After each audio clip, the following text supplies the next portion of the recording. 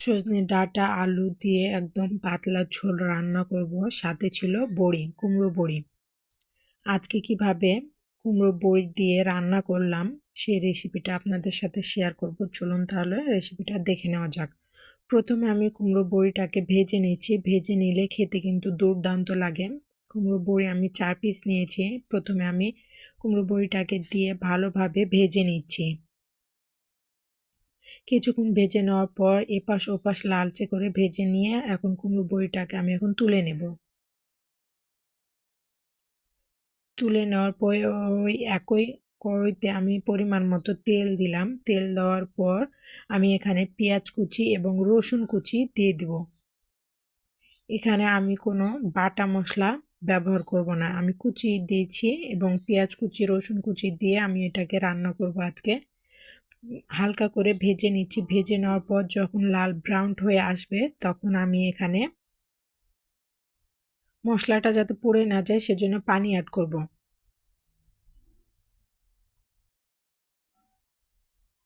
একদম হালকাভাবে এটা মশলা পাতলা ঝোল থাকবে, সেজন্য প্রথমে আমি পানি অ্যাড করেছি। এখন শুকনো উপকরণগুলো এর মধ্যে দিয়ে দিব। পরিমাণ মতো হলুদ দিব, পরিমাণ মতো শুকনো মরিচ দিব, স্বাদ মতো লবণ দিব। স্বাদ মতো লবণ দিয়ে ভালোভাবে এই মশলাটাকে আমি কিছুক্ষণ কষিয়ে নেব। পরে এখানে জিরার গুঁড়া অ্যাড করেছি, ভালোভাবে মশলাটাকে কষিয়ে নিব। কিছুক্ষণ কষিয়ে নেওয়ার পর যখন মশলা থেকে তেল ছেড়ে আসবে তখন বুঝে নিতে হবে মশলাটা কষানো হয়ে গিয়েছে। এ পর্যায়ে আমি এখন একটি টমেটো কুচি করে নিয়েছি, দিয়ে দিব। টমেটো যখন নরম হয়ে আসবে তখন আমি ধুয়ে রাখা সজনে ডাঁটাগুলো এর মধ্যে অ্যাড করব।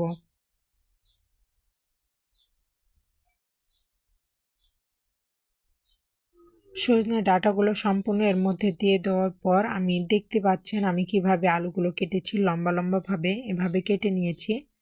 আপনারা চাইলে যে কোনো শেপে কেটে নিতে পারেন। এখন ভালোভাবে আমি মশলার সাথে এই সবজিটাকে এখন কষিয়ে নেব।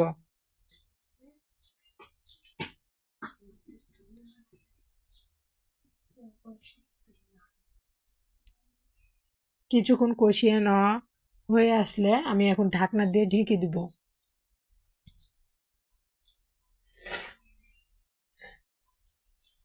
ঢাকনাটা তুলে নিয়ে আবারও কিছুক্ষণ আমি কষিয়ে নিলাম।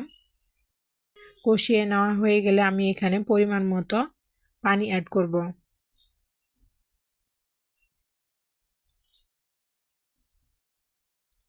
ঝোলের জন্য পানি অ্যাড করলাম পরিমাণ মতো।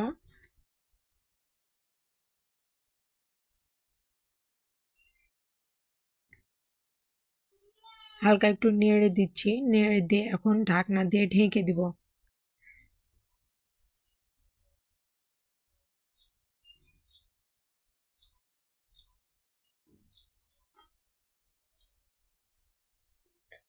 বলক আসা পর্যন্ত এখন অপেক্ষা করব।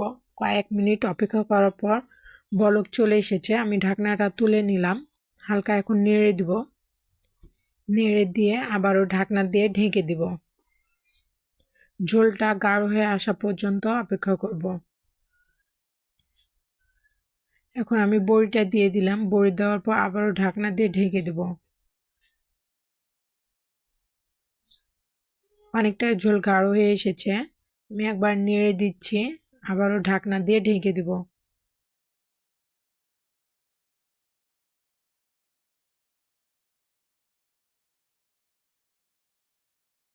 ঝোলটা গাঢ় হয়ে এসেছে, পাতলা ঝোল রাখবো আমি। এ পর্যায়ে আলুটা সেদ্ধ হয়েছে কিনা আমি একটু চেক করে নেব, লবণটা চেক করে নেব।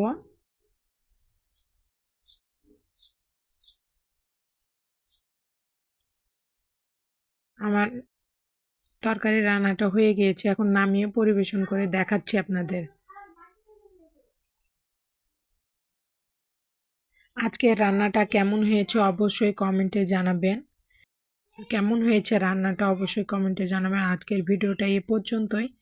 সবাই ভালো থাকবেন, সুস্থ থাকবেন আর আমার জন্য দোয়া রাখবেন। আল্লাহ হাফিজ।